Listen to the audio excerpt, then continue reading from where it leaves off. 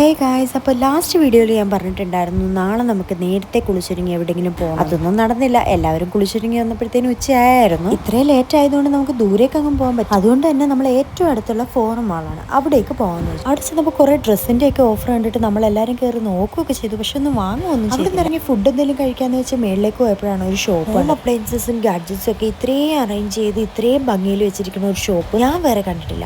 കാരണം അത്രയും മനോഹരമായിരുന്നു അത്. ഒരു കാലത്ത് കളിപ്പാട്ടം കണ്ടിടുന്ന ഞങ്ങൾ ഇപ്പോൾ പ്ലേറ്റിൻ്റെയും ഗ്ലാസിൻ്റെയും പുറകെയാണെന്ന് അന്ന് എനിക്ക് മനസ്സിലായി. എല്ലാവരും പരസ്പരം പറയായിരുന്നു, നാളെ ഞാനൊരു വീട് വെക്കുമ്പോൾ നീ എന്താണ് എനിക്ക് ഗിഫ്റ്റ് ചെയ്യേണ്ടത്, എന്താണ് എനിക്ക് ഗിഫ്റ്റ് ചെയ്യേണ്ടതെന്ന് കാണിച്ചു കൊടുത്തായിരുന്നു പറഞ്ഞിരുന്നത്. ഈ ഷോപ്പിൻ്റെ പേരൊന്നും എനിക്കറിയില്ല, പക്ഷെ നല്ലൊരു ഷോപ്പായിരുന്നു. അത്യാവശ്യം റേറ്റ് ഉണ്ട്, പക്ഷെ സാധനങ്ങളൊക്കെ നല്ല ഭംഗിയുണ്ട്. പിന്നെ നമ്മൾ അവിടെ നിന്ന് കുറേ ഫോട്ടോ ഒക്കെ എടുത്തു. അങ്ങനെ നമ്മൾ അവിടെ നിന്ന് ഇറങ്ങി. കാരണം ഒരുപാട് സമയമൊന്നുമില്ല, കുറച്ച് സമയമുള്ളൂ. അപ്പോൾ ആ സമയത്തിനുള്ളിൽ നമുക്ക് മാക്സിമം ഷോപ്പ് എക്സ്പ്ലോർ ചെയ്യണം. അവിടെ നിന്ന് ഞങ്ങൾ പോയത് ബുക്സിൻ്റെ ഷോപ്പിലാണ്. കാരണം ഞങ്ങൾക്ക് എല്ലാവർക്കും ബുക്സ് വായിക്കാനൊക്കെ ഭയങ്കര ഇഷ്ടമുള്ള കൂട്ടത്തിലാണ്. അവിടെ നിന്ന് കുറച്ച് ബുക്സ് ഒക്കെ നോക്കിയിട്ട് നമ്മൾ നേരെ പ്ലേ ഏരിയയിലേക്ക്. നമ്മളിവിടെ വന്നിട്ട് ഇതിലൊന്നും കയറാൻ പോകുന്നില്ല എന്ന് നമുക്ക് നന്നായിട്ട് അറിയാം. എന്നാലും ഒരു മനസ്സുഖം, ചുമ്മാ വന്ന് എല്ലാം ഒന്ന് കാണാം. ഈ കുട്ടികൾക്ക് സമ്മാനം കിട്ടിയ ഞങ്ങൾക്ക് ഒരുപാട് സന്തോഷമായിരുന്നു. കാരണം ഇവർ കുറേ നേരമായിട്ട് അത് ട്രൈ ചെയ്യുന്നുണ്ടായിരുന്നു, ആ പ്രൈസ് കിട്ടാനായിട്ട്. അതൊക്കെ കഴിഞ്ഞ് നമ്മൾ ഫുഡൊക്കെ കഴിച്ചിട്ട് അവിടെ നിന്ന് ഇറങ്ങി. അപ്പോൾ ഇത്രയേ ഉള്ളൂ. ബൈ.